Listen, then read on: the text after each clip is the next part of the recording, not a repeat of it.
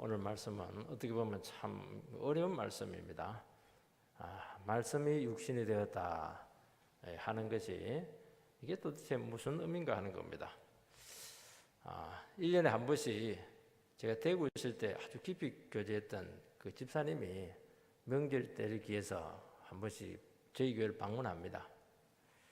이분이 올 때는 부인은 안 데리고 오고 꼭 그 여동생 2사람을 데리고 옵니다. 근데 이번에 올 때는 아내를 같이 데리고 왔습니다. 어떻게 아내를 데리고 왔냐고. 왜냐하니까 아내는 투석 중에 있었고 몸에 병이 너무 많아서 너무 몸이 약했습니다. 근데 남편이 신장을 하나 떼주어서 이렇게 건강하게 되었다고. 그래서 혈색도 좋고 그때는 교회 자체를 나오지를 못했습니다. 너무 몸이 약해서. 그래서 참 남편의 사랑이 위대하다 하는 것을 알게 되었습니다. 이 장기이식이라고 하는 것은 장기를 쓰다가 이제 완전히 망가져가지고 기능이 거의 상실되어서 죽기 직전에 남의 생명을 떼와서 연장을 시키는 겁니다. 참 제일 큰 사랑이지 않습니까? 한때 우리나라 그 재벌 서열 2위에 오른, 지금은 망했습니다. 이 대기업 총수가 있었는데 이 총수는 저희 계열사들 중에서 망하는 이런 계열사들이 있으면은 처음에는 대리인을 보내기도 하고 또 전문 경영인을 시켜서 어떻게 하든지 이렇게 살리려고 하는데도 불구하고 안 되면 그분이 직접 내려가요. 거기서 삽니다. 결국에는 그 살려내는 것으로 아주 그 유명한 그런 총수가 있었는데 정치 바람에 완전히 망했습니다. 제가 이 2가지 예를 드리는 이유는 예수님께서 몸을 입고 이 땅에 오신 것이 이것과 비슷하다는 겁니다. 우리에게 완전히 생명이 꺼져 있는데 예수님의 생명 장기식을 시킨 것과 똑같습니다. 그리고 이분께서 직접 찾아오셔가지고 죽음 현장에 찾아와서 우리를 치료하시고 고치시고 구원을 해준 겁니다. 멀리서 한 게 아니고 직접 우리 가운데 현장에 찾아왔다는 겁니다. 그러니까 우리 인간의 상태가 하나님의 아들 되신 예수님께서 직접 오시지 않고서는 도무지 가망성이 없다는 것을 말씀하고 있는 겁니다. 예수님이 왔다, 직접 왔다, 하나님이 직접 왔다고 하는 것은 이제 직접 오지 않고서는 안 되는 아주 어렵고 힘든 문제가 있었다는 것을 이야기하는 것입니다. 마지막 처방을 이야기하는 겁니다. 그래서 망가진 인생들에게 직접 예수님께서 몸을 입고 오셔서 우리 처지까지 내려오셔서 결국에는 살려내셨다 하는 것이 오늘 말씀의 핵심입니다. 그게 뭐냐니까 말씀이 육신이 되었다 하는 그 말씀 속에 들어있는 정신인 것입니다. 그래서 하나님의 아들이 육신을 입고 오셨다. 성육신이라고 또 이야기를 하지 않습니까? 참 믿기 어려운 건데도요. 이거는 은혜와 진리의 대폭발 사건입니다. 그전에도 은혜가 있었고 진리가 있었는데 예수님이 오심으로써 이게 완전히 그냥 폭발이 났습니다. 이렇게 엄청난 사건이다 하는 것을 요한복음 서두에서부터 이것을 지금 거론을 하고 있는 겁니다.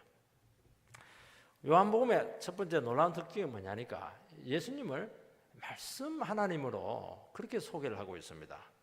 14절 말씀을 읽어보면은 말씀이 육신이 되어 우리 가운데 거하심에 우리가 그의 영광을 보니 아버지의 독생자의 영광이요 은혜와 진리가 충만하더라. 제일 중요한 말씀이 육신이 되었다는 겁니다. 이 말씀은 요한복음 1장 1절에도 나와 있습니다. 태초에 말씀이 계시니라. 이 말씀이 하나님과 함께 계셨으니 이 말씀은 곧 하나님이시라. 읽으면 읽을수록 참 이해가 안 되는 겁니다. 그래서 이 말씀이 뭐냐니까 이 말씀은 세상이 창조되기 전부터 계신 하나님이셨습니다. 그리고 이 말씀 하나님께서는 원래 창조주 하나님과 함께 계셨습니다. 그리고 이 말씀이신 예수님 자체가 말씀이셨습니다. 이게 하나님이었습니다. 그래서 인간의 몸을 입고 오시기 전부터 계신 그 예수님을 지금 소개를 하고 있습니다. 그것을 소개한 이유는 뭐냐? 바로 하나님과 함께 계셨던 말씀이신 하나님께서 육신을 입고 이 땅에 왔다. 그분이 예수님이다 하는 것을 오늘 14절 말씀을 하기 위해서 이 얘기를 지금 끄집어내고 있는 겁니다. 여러분, 인간의 몸을 입고 오신 하나님 예수, 이분이 하나님이다 하는 것을 믿는 것이 신앙에서 제일 어려운 겁니다. 이거는 믿을 수 없는 겁니다. 믿는 사람이 이상한 겁니다. 어떻게 과학적으로 어떻게 그게 가능할 수가 있겠습니까? 이 가슴에 와닿지 않습니다. 이 세상을 하나님께서 만드셨고, 그리고 하나님은 내가 믿겠는데 어떻게 인간의 몸을 입고 우리 가운데 함께 살았던 그 예수님이 어떻게 그 크신 하나님하고 똑같을 수가 있겠는가? 이거는 정말 정신 나간 짓이다. 그렇게 사람들은 생각을 많이 합니다. 그런데 신앙은 예수님을 하나님을 믿는 겁니다. 하나님의 아들로 받아들이는 겁니다. 여러분, 예수가 처녀의 몸에서 났다. 이걸 어떻게 믿을 수가 있겠습니까? 그 성경은 전부 다 믿을 수 없는 내용들로 꽉 차 있습니다. 예수님이 죽은 자 가운데서 부활했다는 것을 아무리 성경에 기록되어 있지만 그것을 어떻게 믿을 수가 있겠습니까? 여러분, 천국이 있다는 것을 어떻게 우리가 믿을 수가 있겠습니까? 가봤습니까? 여러분, 예수님이 하나님의 아들이고 그 예수님이 하나님의 아들을 믿어지게 되고 그리고 그분을 사랑하고 그분을 의지한다는 것 자체가 그게 구원인데 그게 사실은 그 기적이 일어나야 되는 것이지 이 머리로 믿을 수 있는 게 절대로 아닙니다. 근데 중요한 것은 뭐냐니까 이게 믿어진다는 겁니다. 하나님의 도움으로 믿어진다는 것입니다. 예수가 하나님의 아들이라고 하는 것이 믿어지는 순간 성경은 다 믿어집니다. 근데 여기에 안 믿으면 아무것도 못 믿습니다. 성경 백날 읽어봐도 무슨 말인지 하나도 이해가 안 되는 겁니다. 놀라운 사실은 뭐냐? 예수가 하나님의 아들이다 하는 것이 믿어지는 순간 그때부터 은혜의 폭발이 나타나게 되고 진리의 폭발이 나타나게 되고 그러면서 우리 삶에 엄청난 변화들이 나타나기 시작한다는 겁니다. 그리고 막 성경이 풀리기 시작하고 성경을 읽을 때마다 막 성경이 막 살아서 움직입니다. 그리고 인생의 변화가 오기 시작해요. 이때부터 하나님의 아들인지 아닌지 나는 모르고 헷갈린다. 그러면 똑같아요. 사람 절대로 바뀌지 않습니다. 그리고 막 재용서가 일어나게 되는 겁니다. 그러면서 삶에 막 전율이 오는 겁니다. 이야, 예수가 하나님의 아들이구나. 예수가 구세주구나. 내가 이 예수를 왜 몰랐던가. 뭐 후회가 되기도 하고요. 감사도 되고 눈물도 나고 감사도 되고 감격도 오고 그것만 생각하면 기쁨이 오고 후회가 없는 것이죠. 얼마 전에 우리 교회 관리집사로 계셨던 이분은 완전히 술고래입니다. 술고래고 인생 완전히 폐인이었습니다. 일하다가 넘어져가지고 완전 중상을 입었는데 한 2번 죽었는데 또 살아났어요. 입원하는 중에 갑자기 성경이 읽고 싶어졌다고 합니다. 성경을 다 써버렸어요. 그러면서 예수가 믿어지기 시작하더라는 것이죠. 그러면서 완전히 알코올 중독자인데 술이 전혀 생각 자체가 안 나더라는 거예요. 그리고 입원실에서 그냥 환자복을 사복을 갈아입고 집에 가가지고 딸들, 식구들 전부 다 데리고 교회로 다 나갔다는 겁니다. 이게 한순간에 이루어지는 겁니다. 이 변화가 일어나는 것이죠. 근본적인 변화가 사실은 일어난다는 겁니다. 여기서 어디서 왔냐니까 예수가 하나님의 아들이다. 이 말씀 하나님이 우리의 구세주다 하는 것이 믿어지게 될 때 이런 변화들, 능력들이 나타난다는 겁니다. 여러분, 예수가 하나님이라고 하는 것을 어떻게 우리가 믿지 않는 분들에게 설명할 수가 있겠습니까? 예수가 하나님의 아들이라는 것을 우리가 믿게 되었을 때 나타난 이런 변화들, 이런 이것들 참 이것 기적이죠. 기적입니다. 믿고 보니까 막 높아지고 구원이었습니다. 평안이 왔고 인생의 길이 보였고 나의 그 삶의 목적을 찾게 되었고 나를 찾게 되었고 그리고 참 인생이 늘 풀리지 않았어요. 늘 한 가지 문제가 해결된 것 같으면 또 새로운 문제가 생기고 계속 삶이 꼬이고 힘들어지고 어려워지게 되었는데 이상하게 삶에 그 점이 찍혀지는 겁니다. 매듭이 탁탁 찍혀지게 되면서 결론이 나게 되는 겁니다. 여러분 사람들이 왜 새 출발을 못하냐니까 이 결론이 안 나서 정리가 안 돼서 새 출발을 못하는 겁니다. 딱 결론이 나야 되는데 그럼 새로운 사람도 만날 수가 있는데 결론이 안 나는 겁니다. 그리고 삶의 그 출구가 그러면서 열리는 겁니다. 이게 예수 믿는 겁니다. 오늘 사람들은 참 오늘날 사람들의 마음속에 이 평안을 그렇게 찾고 싶어합니다. 그래서 이건 기독교에만 있는 게 아니고 기독교는 뭐 힐링, 힐송, 뭐 힐송 교회, 뭐 굉장히 그 요즘 뭐 힐링이라고 하는 단어가 많이 쓰이고 있고 텔레비에도 보니까 힐링 캠프 이래가지고 막 자기들 나름대로 뭐 위로 주고 막 평안 주려고 막 그렇게 노력을 많이 하는 것을 보았습니다. 이 마음이 아픈 거예요. 마음이 공고하고 괴롭고 허한 겁니다. 그 음악을 들으면서 좀 그 마음을 채우고 싶은 겁니다. 그래서 절에 가면 템플스테이다 이래가지고 대구에는 절이 굉장히 많습니다. 그래서 이거 가지고 대구에는 교회들이 대부분 많이 였습니다. 하지 말라고. 왜냐면 국가 예산 갖고 하니까 국가 예산을 왜 그 일방 특정 종교에 그 예산을 집행하느냐는 것입니다. 그런데도 막 사람들이 그게 막 갑니다. 명상도 하고 단전호흡도 하고 막 요가도 하고 그렇게 하는 겁니다. 여러분 잘못 찾아가면 힐링이 되는 게 아니고 킬링 됩니다. 죽을지 몰라요. 영혼 죽일 가능성이 많습니다. 아무 데나 가면 큰일 나는 겁니다. 우리는 어떻게 해야 됩니까? 그들에게 하나님의 아들이신 예수님을 전해야 되는 겁니다. 예수님께 나오지 않으면 평안이 없다. 여러분의 그 삶에 그 답답해서 여러분들이 그렇게 할 텐데 그 결론이 나지 않는다. 탈출구가 없다. 예수를 만나야 된다.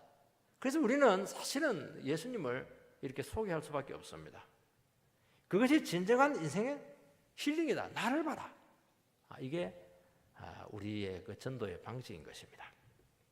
그 당시 사람들은 인생의 근본에 대해서, 삶에 대해서, 우주에 대해서, 이 철학에 대해서 굉장히 관심이 많았고 이 답을 찾고 싶었습니다. 그때 시대를 철학의 시대, 철학 폭발 시대. 여러분 그 소크라테스, 그 다음에 그 부처, 공자, 그때가 BC 한 500년, 600년 요 경에 인도에서도 마찬가지죠. 그때 이제 이 종교가 다 생겨나게 되었고 그 철학이 굉장히 그 발전하게 된 겁니다. 그때가 사상과 진리와 종교의 폭발 시대입니다. 그 정도로 사람들은 그때 우주에 대해서 예수님 오시기 전에 그런데 관심이 많았습니다. 그것이 계속 내려온 것이죠. 그게 계속 내려온 겁니다. 사람들이 왜 우주에 대해서, 인생에 대해서, 본질에 대해서 관심이 많았습니까? 이 본질에 대해서, 근본에 대해서 사람들이 관심을 가질 때는 삶이 어렵고 힘들 때입니다. 잘 먹고 잘 살 때는 어려움이 없어요. 고민할 게 없습니다. 그러니까 다 좋으니까요. 마음이 상당히 공고하고 허하고 이게 뭐 채울 방법이 없기 때문에 자꾸 뭔가 이게 다른 세계를 추구를 한다는 겁니다. 그래서 뭔가 돌파구를 찾고 싶어 하기 때문에 그렇게 하는 것이고 자기가 자꾸 변화되고 싶기 때문에 이 모습이 마음에 안 들기 때문에 그런 현상이 온다는 겁니다. 여러분 그 당시 철학은 이제 우주론이었습니다. 우주가 불로 됐냐 물로 되었느냐. 그게 이제 우리 봤을 때는 이상한데요. 그들에게는 굉장히 그 중요한 질문이었습니다. 왜 중요한 질문이냐 하니까 이 우주가 만들어진 근본 원리가 무엇이냐 하는 것은 그 근본 원리를 알면 우리가 그 근본 원리에 따라서 살면 우리 인생이 바뀔 것이다 하는 그 중심적인 그 마음의 소망이 그 속에 담겨 있었기 때문에 그게 굉장히 중요한 질문이었습니다. 소크라테스가 위대한 이유가 뭐냐니까 왜 우주의 근본에 대해서 이야기하냐? 너 자신을 알라. 인간을 알아야 된다. 그래서 소크라테스가 4대 성인 중에 하나가 된 이유가 뭐냐니까 사람들의 관심을 우주에서 인간 안으로 끌어내린 겁니다. 인간을 알아야 된다. 인간이 뭐냐? 네 자신을 아는 것이 인생이라는 겁니다. 네 자신이 뭘 알아야 됩니까? 네가 아무것도 모른다는 것을 알아라. 그래서 안다고 생각하는 사람들은 뭐 지구 끝까지 찾아가가지고 박사를 냈어요. 질문법을 통해 가지고 안다 뭐 그것도 아니야. 전부 다 부정하게 만들었습니다. 그래서 이 소크라테스는 사람들을 굉장히 겸손하게 만들었어요. 그 아무것도 모른다는 걸 계속 깨우쳐 주면서 그 과정을 통해서 이 변화가 일어났어요. 사람들이 뭔가 돌파구가 생기는 것 같았습니다. 많은 깨우침이 있었던 것입니다.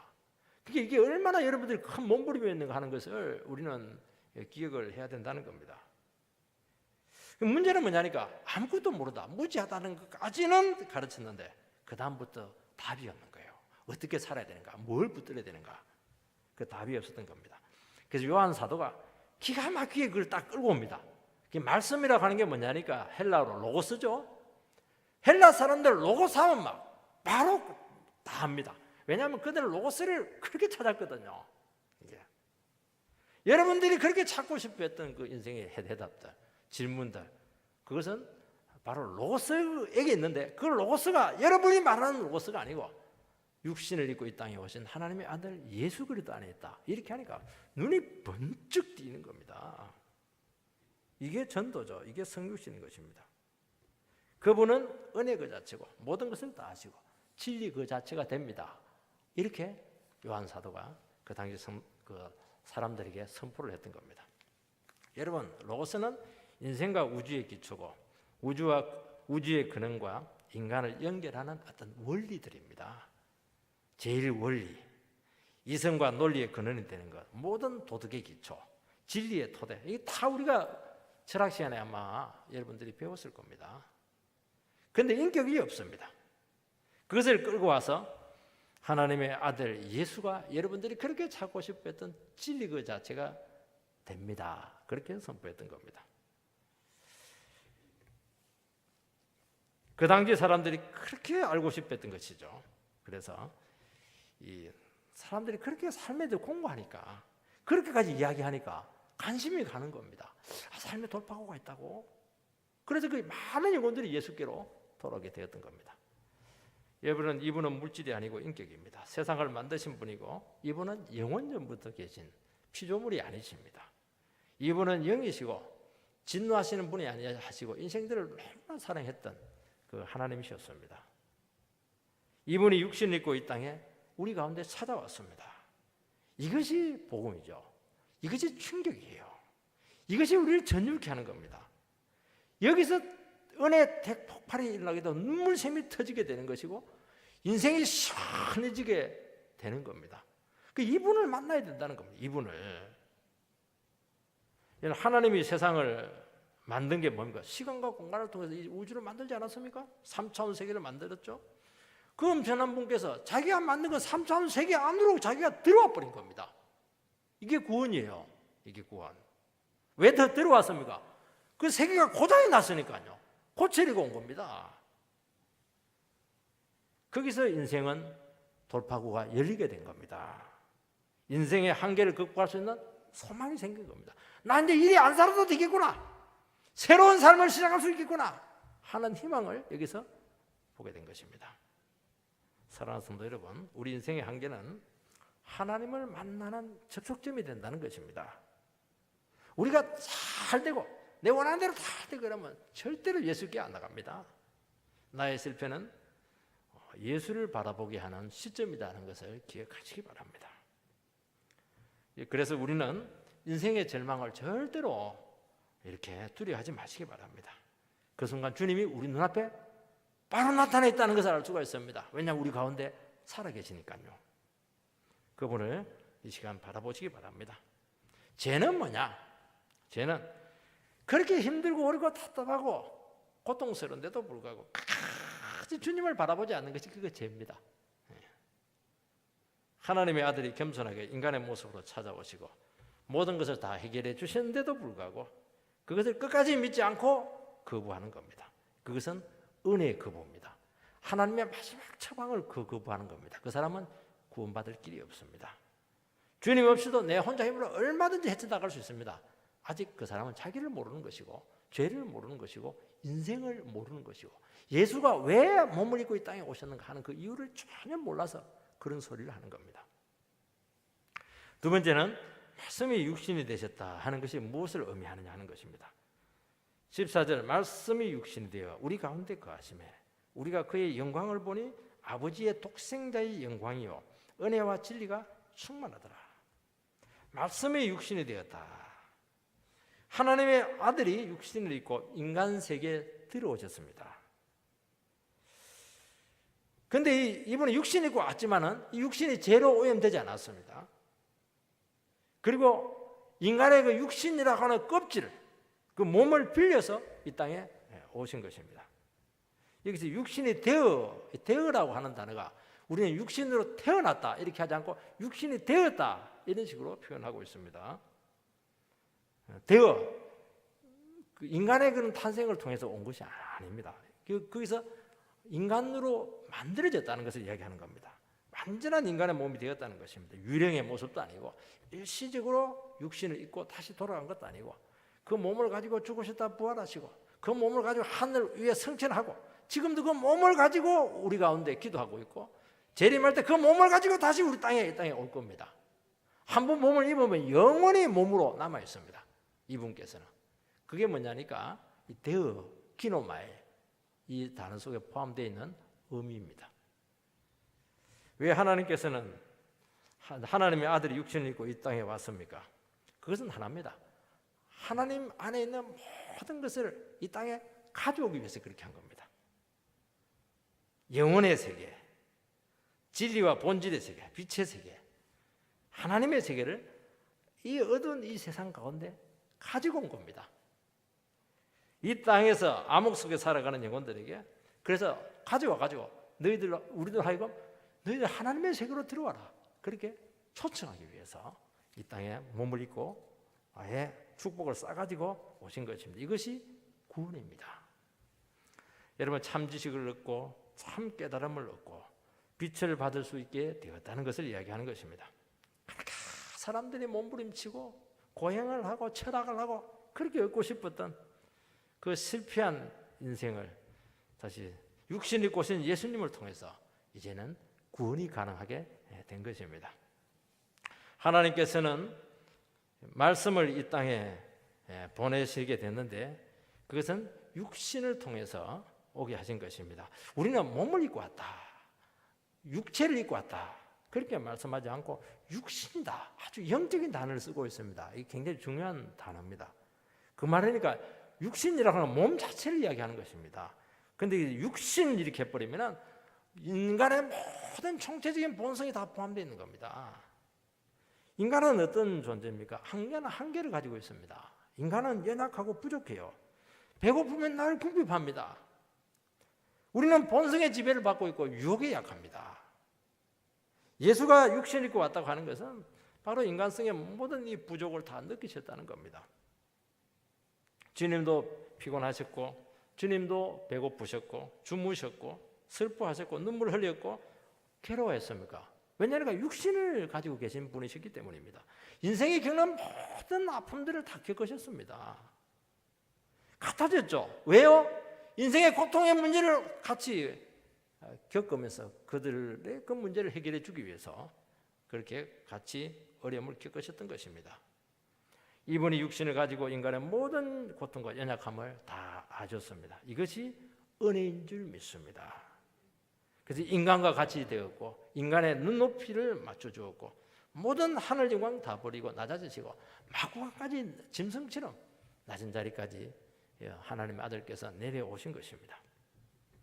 여러분 하나님의 아들이 육신을 입고 오셨다고 하는 것은 인간 문제 해결사로 왔다는 겁니다. 재벌 총수가 살리려고 했던 것처럼 이분은 전체를 우리를 치료하기 위해서 온 것입니다. 그래서 아들이 와야만이 치료될 수 있는 것들이 있습니다. 우리 힘으로 할 수 없는 것들이 너무 많은 거예요. 이게 우리 제 문제를 누가 해결할 수가 있겠습니까? 우리 관계 비뚤어진 걸 누가 해결할 수가 있겠습니까? 죽음의 문제를 누가 해결합니까? 질병의 문제를 누가 해결을 합니까? 아무도 해결할 수가 없는 겁니다. 그 고질적이고 근본적인 문제를 해결해 주기 위해서 직접 해결사로 몸을 입고 작업복을 입고 그렇게 이 땅에 오신 줄 믿습니다. 우리 기질 바꾸고 성질 바꾸는 거 여러분 힘으로 됩니까? 절대로 안 됩니다.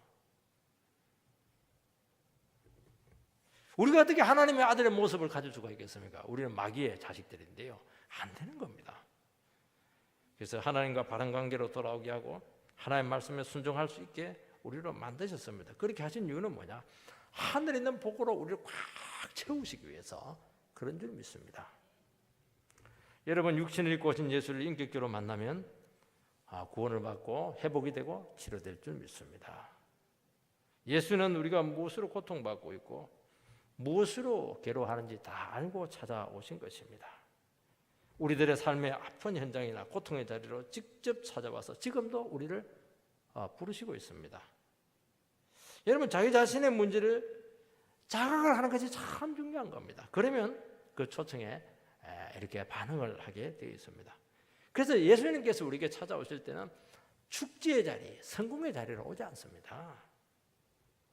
병든 자리, 고통의 자리, 절박한 자리, 잠 못 자는 자리, 그 자리로 반드시 찾아옵니다. 그래야 우리가 자각을 하거든요. 내가 문제가 있다 하는 것을 느끼기 때문에 반드시 그 자리로 와서 손을 내미는 겁니다. 이제 내 손을 잡아라, 구원을 받아라, 그렇게 요청하는 것입니다. 그래서 우리 자신의 연약과 한계를 아는 것이 은혜인 줄 믿고 그것이 우리가 하나님의 축복으로 들어가는 입구다 하는 것을 말씀하고 있는 것입니다. 하나님께서는 인생들에게 은혜를 주시기 위해서 아들을 직접 보내셨습니다. 하나님은 구약 시대부터 우리에게 은혜를 주었고 말씀을 우리에게 전해 주었습니다. 끊임없이 그들을 찾아갔습니다. 그런데 이스라엘 백성들은 그 은혜를 계속 등지고 자꾸 놓쳤습니다. 말씀을 전하면 막 그냥 왜곡을 하고 그냥 반대로 일부러 살아가고 반항하고 거부하고 그래서 안 되겠다 싶어가지고 하나님께서는 이번에는 아들을 막 직접 보냈습니다. 네가 가서 그냥 그들을 좀 그냥 바꾸라는 겁니다.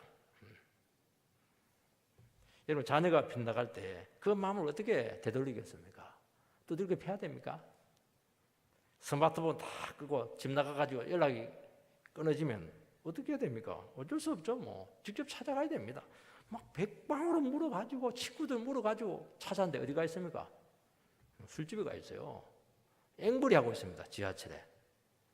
참 어떻게 해야 돼요? 살려내야 되고 구해줘야 되니까 그거 수고를 해야 되는 겁니다. 분명히 문제가 있는데 폰을 받잖아요. 찾아가야 되는 겁니다. 하나님께서는 어떻게 하든지 우리한테 소통하겠다는 겁니다. 너무 죄를 많이 지으니까 아예 하나님 은혜를 완전히 차단하고 살아요. 방구에 처박히든지 술집에 처박혀가지고 막 전혀 그냥 하나님을 의식을 못하는 겁니다. 찾아가는 거예요. 그 술집까지 찾아가는 겁니다. 사람들은 하나님의 아들이 와도 안 듣고 싫어하고 미워하고 박차고 쫓아내고 못 박아버렸습니다. 그래도 하나님께서는 아들을 보내서 은혜를 그들에게 흘려주기를 그렇게 원하셨던 것입니다. 인간은 은혜 받을 수가 없어요. 어떻게 하면 끊임없이 은혜 접촉을 계속 시도를 한 겁니다. 접선을 한 거죠. 접선. 마음이 통하고 마음과 마음이 통하고 눈과 눈이 통하고 가슴과 가슴이 통하는 그런 관계가 우리 한번 되고자 하는 겁니다. 인간의 문제는 육신으로 오신 주님을 인격적으로 만나지 못한 데 있습니다. 여러분 지식으로 만날 수 없습니다. 종교 행위로 만날 수 없습니다. 직접 만나서 그분과 대화해야 되고 가슴과 가슴으로 통해야 돼요. 영과 영이 통해야 되는 겁니다. 주님께서는 우리 가운데 함께 너희들 가운데 거하겠다, 살겠다고까지 말씀을 했습니다. 이 거한다고 하는 게 굉장히 중요하다는데요. 구약에서도 하나님께서는 이스라엘 백성들과 같이 사셨어요. 어떻게 해요? 성막을 통해서 텐트를 쳐가지고 그들과 함께 이사하면서 같이 살았습니다. 그러면서 재홍수를 주었고요. 영광의 구름이 떠오르게 했고요. 기도하면 응답을 주었고요. 적이 나타나면 물리쳐 주고 전염병 물리쳐 주고요. 다 했습니다. 그러면 어려우면 같이 힘을 주고요. 삶을 인도해 주고 불기둥과 구름기도도 인도하고요. 그렇게 했던 겁니다. 구약에서도 하나님께서는 그런 식으로 임시 텐트인데도 불구하고 엄청난 그 축복이 그들에게 있었습니다. 이제는 안 되겠다는 거예요. 아예 하나님의 아들을 너희들에게 보내가지고 너희들과 함께 살게 하겠다는 겁니다. 그러니까 구약에 일어났던 그 축복하고 비교되지 않는 겁니다. 이분은 바로 특효약입니다. 이분을 믿기만 하면 구원이 나타나고, 죄만 고백하기만 바로 죄 용서 선포돼서 짐승 잡을 필요 없어요. 기도하기만 하면 바로 구원이 나타납니다. 그래서 가슴에서부터 뜨거워지기 시작하는 겁니다. 이게 엄청난 일이 나타나게 되었다는 것을 말씀하고 있는 것입니다. 말씀을 듣기만 하면 살아납니다. 능력이 와요. 축복이 오는 겁니다. 여러분, 사랑하는 성도 여러분, 우리가 살 수 있는 길은 이 하나님의 말씀에 부딪히는 겁니다. 마음의 눈으로 그분의 영광을 보시기 바랍니다. 거기 보면 그의 영광을 보니 독생자의 영광이요. 중요한 단어가 보니 하는 겁니다. 본다는 겁니다. 그분을 마음의 눈으로 봐야 돼요. 그분 안에 있는 신성과 영광을 보시기 바랍니다. 험한 육신을 입고 오셨기 때문에 이게 영광이 숨겨져 있어요. 그분 속에. 그분과 교제하고 대화해 보면은 은혜와 진리가 체험이 된다는 것입니다. 그것을 이 시간 나의 것으로 삼으라고 우리에게 도전하고 있습니다. 여러분, 설교는 평범한 인간의 일상 은혜로 우리에게 증거되고 있고, 죄인인 사람을 세워서, 설교자를 세워서 여러분들에게 대언하게 했습니다. 이게 뭐 인간의 말 아닙니까? 그런데 그 평범한 그 방식 가운데 여러분들께서 살기 위해서는 살아있는 하나님의 음성을 들어야 되는 겁니다. 그게 영광이죠. 그래서 설교자만 보고 가면은 여러분들 아무것도 얻는 게 없어요. 설교자를 통해서 증거되는 살아있는 하나님의 음성, 그 영광을 여러분들께서 들어야 되는 겁니다. 그게 사는 길입니다.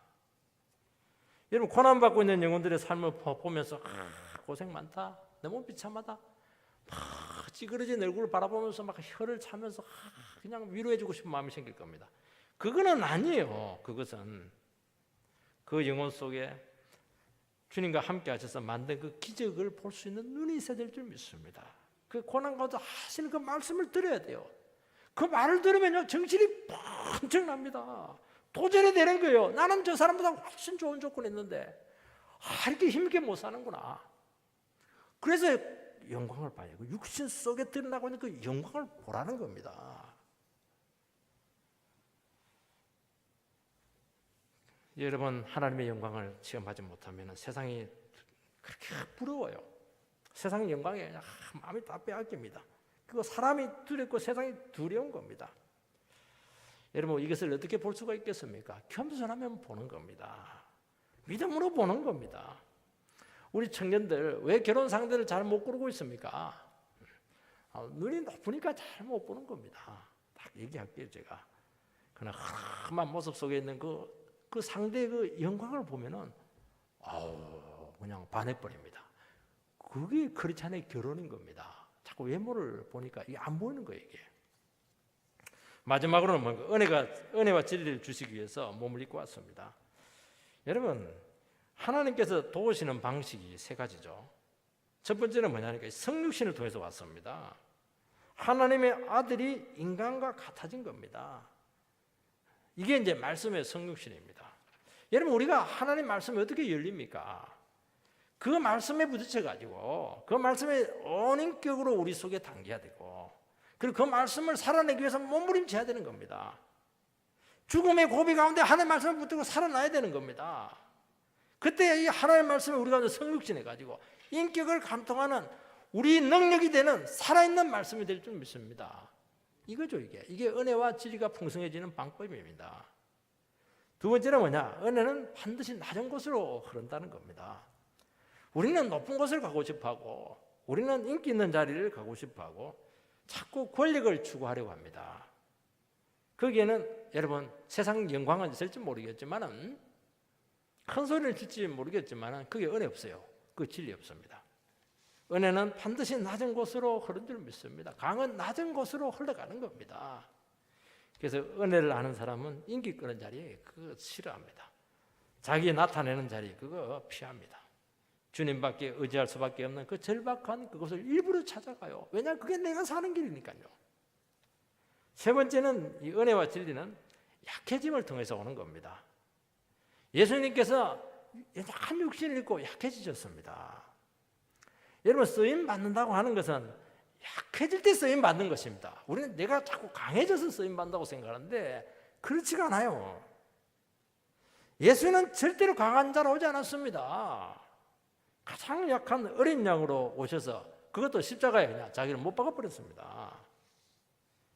마귀는 예수님께 세 가지 시험합니다. 돌이 빵이 되게 하라. 스스로 네 문제 해결하는, 인생 문제 해결하는 겁니다.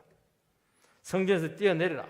슈퍼맨이 되라는 겁니다. 인기를 끌어가지고 아주 사람들에게 열광을 받으라는 겁니다. 마귀 나에게 절하라는 겁니다. 부귀영화 다 주겠다는 겁니다. 이게 우리들이 늘 받고 있는 유혹 아닙니까? 이게 강해지는 거예요. 이게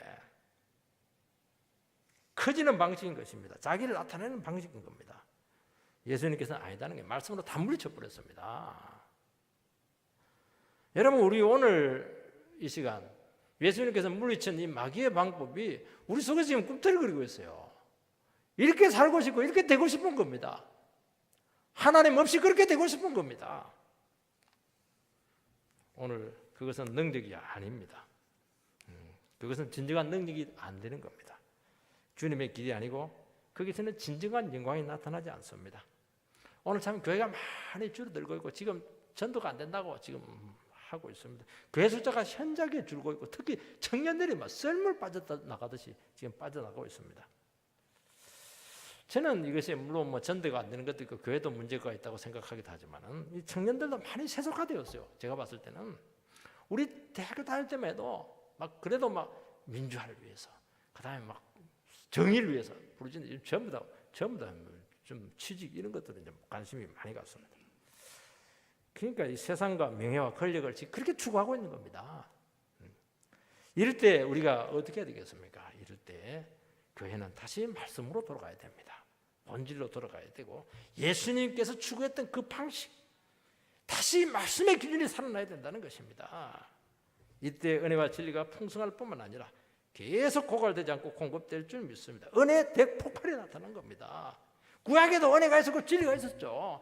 그 예수님이 오심으로써 오는 것과는 비교가 되지가 않았습니다. 우리 오늘 참 맥주 감사주일로 우리가 오늘 주일을 지키게 될 겁니다. 우리 여러 가지 힘들었어요. 참 고비들이 많았습니다. 그래도 하나님께서 이것까지 오게 하시고 보존하게 하시고 아름답게 만드신 것은 정말 은혜의 대폭발에 의해서 우리에게 왔다는 것을 시간 고백하라는 겁니다. 더 놀라운 일이 우리에게 일어나게 될 것입니다. 그래서 그것을 구체적으로 감사로 표현하는 귀한 은총이 있게 되기를 주의 이름으로 축원드립니다.